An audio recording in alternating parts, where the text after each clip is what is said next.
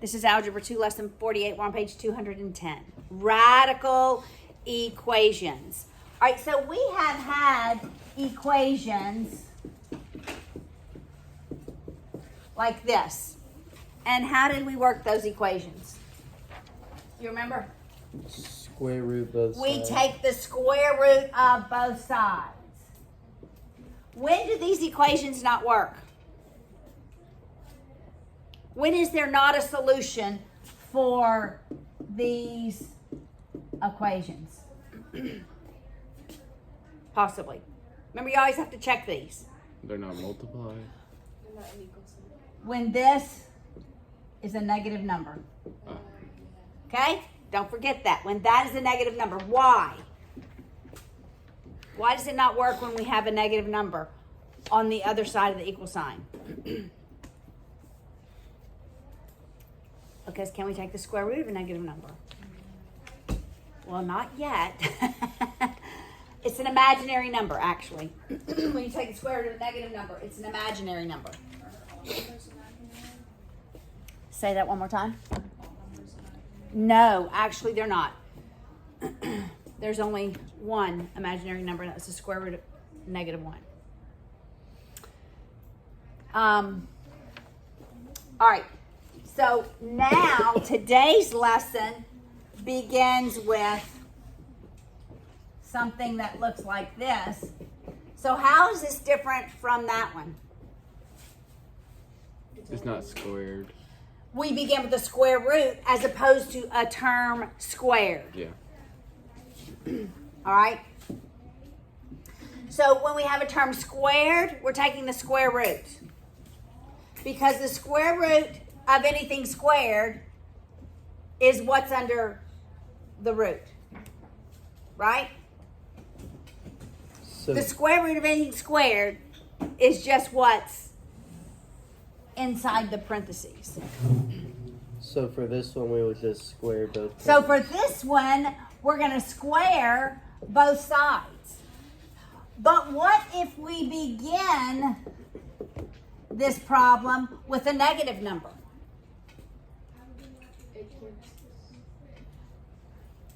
Can I take the square root of any value and it end up being a negative number? So if you begin with the square root equals a negative number, there are no solutions. No solutions. Because what will happen when I square this? Let's just work this out.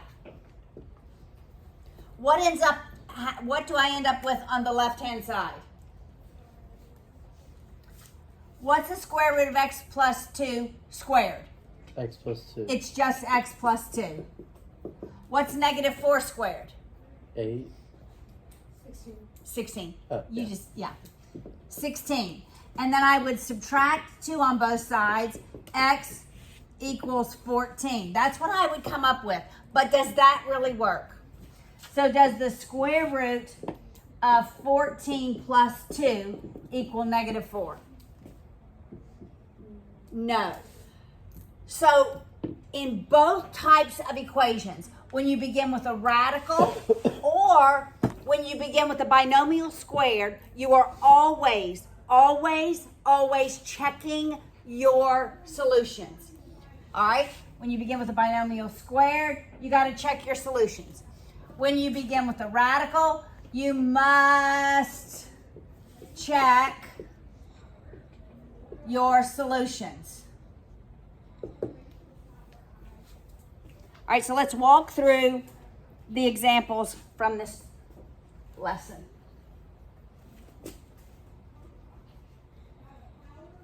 All right. 48.1, we began with the square root of x minus 4 minus 2 equals 6. The first thing we want to do is we want to isolate the radical. So you're going to move every term that's not under the radical to the other side of the equal sign. All right, so we'll add 2 to both sides.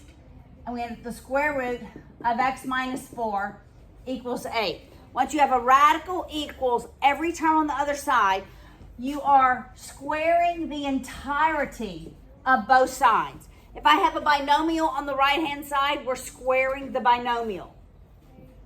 So you're squaring the entire term on both sides of the equal sign. On the left, you end up with x minus 4, and 8 squared is 64. We're going to add 4 to both sides. The value of x is 68. I'm not done. Every solution must be checked. So I go back to the original equation. I do 68. The square root of 68 minus 4 minus 2 equals 6.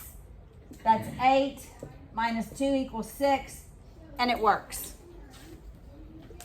Always check your solution.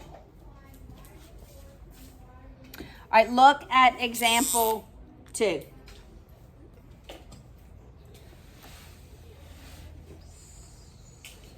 Wait, Yes, ma'am. the answer is 68, right? 68 is the answer, yes. How did you check it? I take 68, I substitute in for x in the original equation. So the square root of 68, see I just put 68 where x is, minus 4, that's the square root of 64, which is 8, Oh, okay. minus 2 equals 6. Alright. All right, example 2 is the square root of x plus 4 plus 2 equals negative 7. 9. No solutions, because I end up with the square root of x plus 4 equals negative 9. I can never take the square root of any term and get a negative number. So your book works it out, checks the solution. I say when you get to this point, you should logically know there are no solutions. So that's how you would write that, no solutions. What if it was switched and like you added the 7 to the negative 2 and would you still be able to work the problem? If it were a positive 7, If the positive 7 were on the other side. But then once So if the Okay. positive Equal. 2. okay, I get it. All right, so let's do that. Square root of x plus 4 plus 7 equals negative 7. So we'll move this over here and the 7 to that side. no. So you're just going to add 7 and set it to 0. Yes. So that's the square root of x plus 4 plus 9 equals 0. We're not going to get rid of the radical. You have to square that entire term. So it's the square root of x plus 4 plus 9 times the square root of x plus 4 plus 9.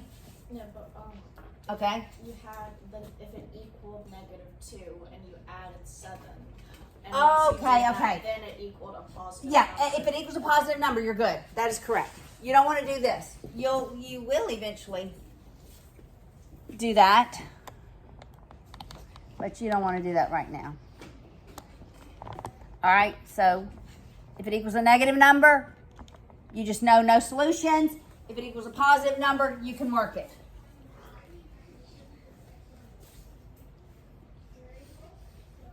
All right, don't go any further if you get a negative number. Your textbook does, but I'm telling y'all, you should know. A radical cannot equal a negative number. A term squared cannot equal a negative number. All right, look at 48.3. Square root of x minus 3.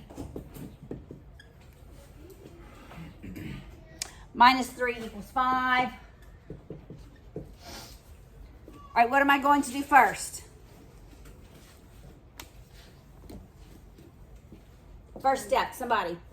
With the negative 3. Correct. Add 3 to both sides. Move that negative 3 over. I end up with the square root of x minus 3 equals 8. What's the next step? Take out the radical. And how do I do that? You square it. Square both sides. So I end up with, X minus 3 equals 64. then I add the 3, x equals 67. Am I done? No, now you gotta check it. Check it. We're substituting 67 in where x is. So it's 60 square root of 67 minus 3. Minus 3 on the outside equals 5. That's 8 minus 3 equals 5. It works.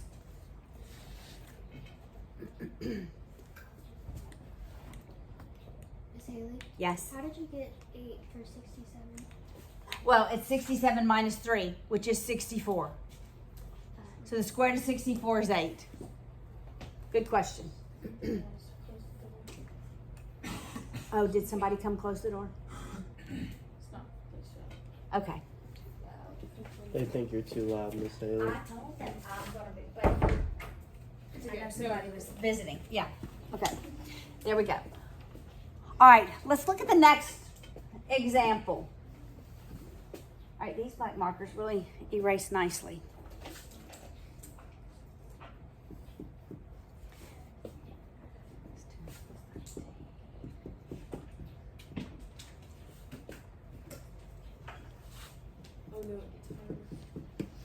It's harder, yes. Okay. What's different here? You can factor. We have a binomial, We have a trinomial, trinomial. Yeah, a we second can degree. factor that into x plus Okay, or but minus we're something. not going to factor it, but we can possibly factor it, all right? Actually, no, you can't. You can't factor. Well, you could come up with solutions. All right, but there's something else different. There's a squared term inside of the square root. Okay, there's a squared term inside the square root. That's Or the other side. what? It equals x. There's an x not under the radical. Okay? So we're going to move the 3 over. We're going to do the same thing. Isolate the radical. Move the 3 over. Okay, remember I said the entirety of both sides are squared. That means I square that entire term, I square that entire term. Okay, I want everyone to pay attention. X plus 3 squared is x plus 3 times x plus 3. Yeah. Yeah. Don't miss this next year. It is not, when can I square both of those terms? When they're multiplied. Only when the terms are multiplied. I'm going to make such a big deal about this in pre-calculus today because, yeah, they had a term, something like,